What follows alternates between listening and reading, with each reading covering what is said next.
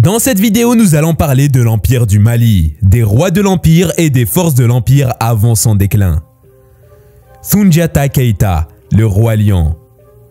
Selon la tradition orale, Soundiata Keïta est né le 20 août 1190. Après son éclatante victoire contre Soumaoro Kanté, Soundiata accéda au trône et une fois devenu roi, il verra les choses en grand. Il va réunir tous les chefs des royaumes voisins dans le but de constituer l'Empire du Mali, qui deviendra le deuxième état fédéral de l'Afrique occidentale en plein Moyen-Âge.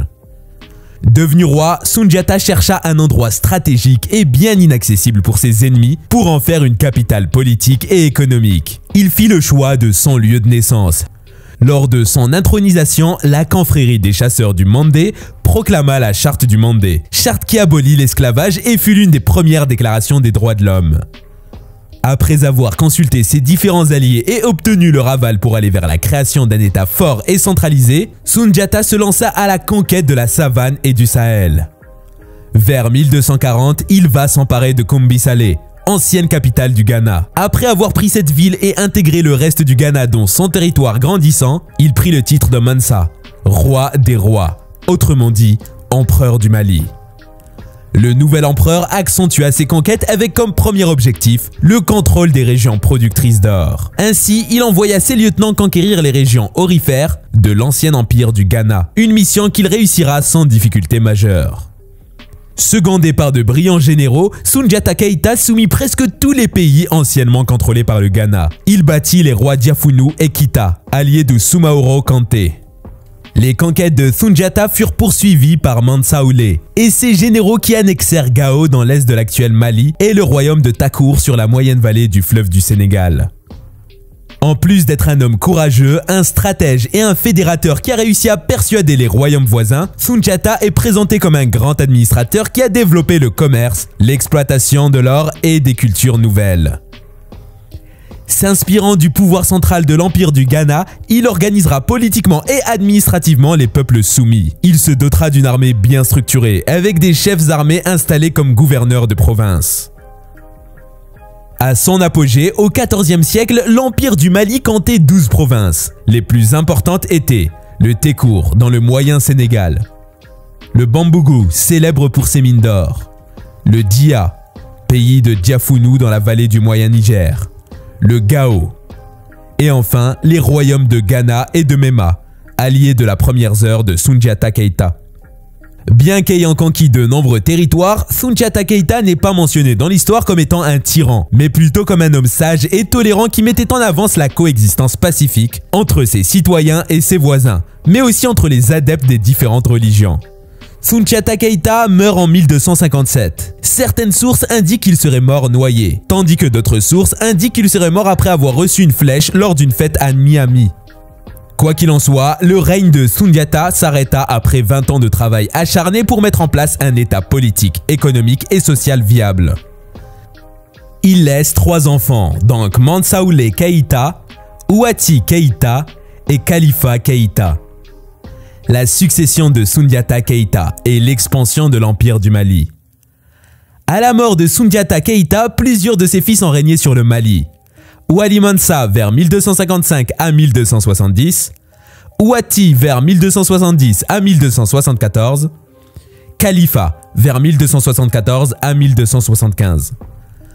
Ensuite, c'est son petit-fils Aboubakar I qui montera sur le trône. Après la mort d'Aboubakar I, Sakura, qui sera un esclave affranchi, s'emparera du trône et régnera pendant 15 ans, de 1285 à 1300. Pour l'information, Sakura ne faisait pas partie de la lignée des Keïta. À la mort de Sakura, les descendants de Soundiata Keïta retrouveront le pouvoir, avec Gao vers 1300 à 1305, puis son fils Mohamed Gao vers 1300 à 1305, et enfin son neveu Aboubakari II. Aboubakari II. Aboubakari II est rendu célèbre par les 2 expéditions qu'il a lancées vers l'ouest, afin de connaître les limites de l'océan Atlantique. Il aurait d'abord équipé 200 navires en vue d'explorer l'autre rive de l'océan Atlantique, dont aucun équipage ne serait revenu. Puis il en affréta 2000 autres dont il prit le commandement. Aboubakari II ne revint jamais de son expédition. Considéré comme mort, il sera remplacé par son fils Kankou Moussa, encore connu sous le nom de Mansa Moussa. L'histoire d'Aboubakari II a été également rendue célèbre par l'écrivain Ivan van Sertima, qui dévoile dans son livre intitulé The Came Before Columbus que la flotte d'Aboubakari II était présente en Amérique 180 ans avant Christophe Colomb. Mansa Moussa. Célèbre en Europe, célèbre dans le monde arabe et très populaire en Afrique de l'Ouest, quand il se rendait sur les lieux saints de l'islam, il emportait avec lui des présents, ainsi que la plus grande quantité d'or conservée depuis des générations. Durant son passage au Caire, l'empereur distribuait des aumônes comme tout bon pèlerin, et dépensait sans compter, au point où le cours de l'or chuta dans la région pour plusieurs années. Ce voyage eut de multiples conséquences sur l'histoire du Soudan occidental, car à partir de cette période, le Soudan hantait les esprits de l'Égypte, du Maghreb, du Portugal et des villes marchandes d'Italie qui s'intéressaient de plus en plus au Mali.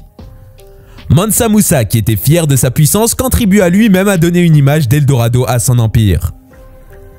L'écho du voyage de Mansa Moussa fut tel que longtemps après sa mort, en 1332, les auteurs continuaient d'évoquer ses phénoménales de richesse. Ainsi, repérer le magnifique royaume devenait une obsession pour les Européens. Les cartographes européens furent priés de se mettre au travail.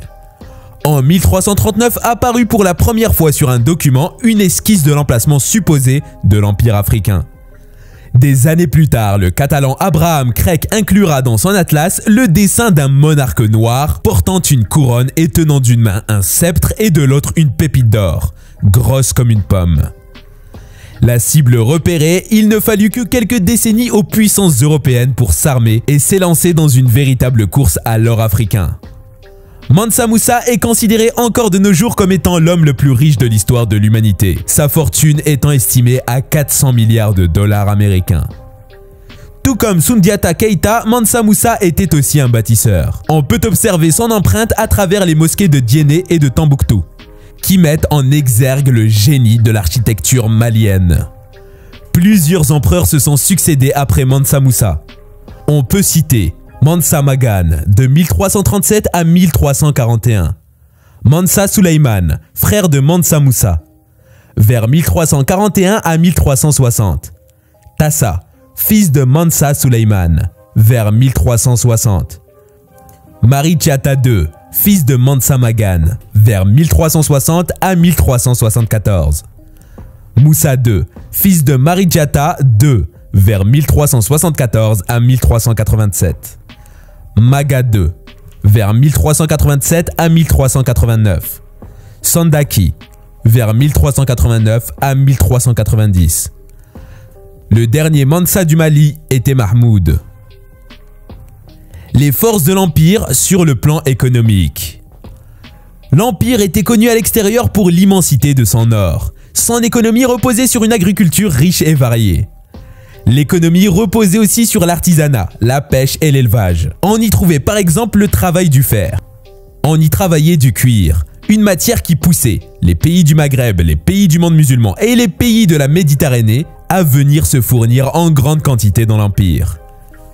Concernant l'or, l'Empire était considéré comme étant le premier producteur d'or avant la découverte de ce métal en Amérique latine par les conquistadors espagnols. Les mines du Bourré étaient le lieu où les populations s'adonnaient énormément à l'extraction d'or. Il y avait également la région de Mniani qui produisait aussi l'or en grande quantité. Idem pour les régions forestières du sud. L'Empire commerçait son or avec le Maghreb, l'Europe, le Proche-Orient et les pays de la Méditerranée et l'Asie. Les forces de l'Empire sur le plan politique et militaire. Sur le plan politique, le Mansa était le chef du gouvernement. Il était entouré de hauts fonctionnaires et de dignitaires. Il ne prenait jamais de décision seul, car il devait consulter au préalable les hauts fonctionnaires. La gestion politique était décentralisée. En effet, l'Empire était divisé en provinces. Chacune d'entre elles était dirigée par un farba. Sur le plan militaire, la force de l'armée malienne reposait sur le tempérament des guerriers et le sens de la discipline. Les forces de l'Empire sur le plan intellectuel. L'Empire s'imposait comme le grand temple du savoir du Moyen-Âge africain à travers les villes de Djenné, de Gao et de Tombouctou. La ville de Tombouctou attirait de nombreux savants arabes et andalous qui venaient dispenser des enseignements variés, de la médecine à la science en passant par le droit, la littérature et la théologie. Tombouctou était la ville du XIVe siècle où l'on trouvait le plus de livres surpassant même l'Europe à la même période. Bien avant Galilée et Copernic, les savants de Tombouctou connaissaient déjà les rotations des planètes et les détails de l'éclipse. Pour conclure, l'Empire du Mali était la nation médiévale la plus opulente n'ayant jamais existé sur le continent, surplombant largement l'Empire gréco-romain. Cette réalité est liée aux incommensurables richesses minières de l'Empire, plaçant ce dernier au rang de première réserve d'or au monde sous cette ère. Malheureusement, cet empire va connaître une longue période de déclin avant de disparaître définitivement.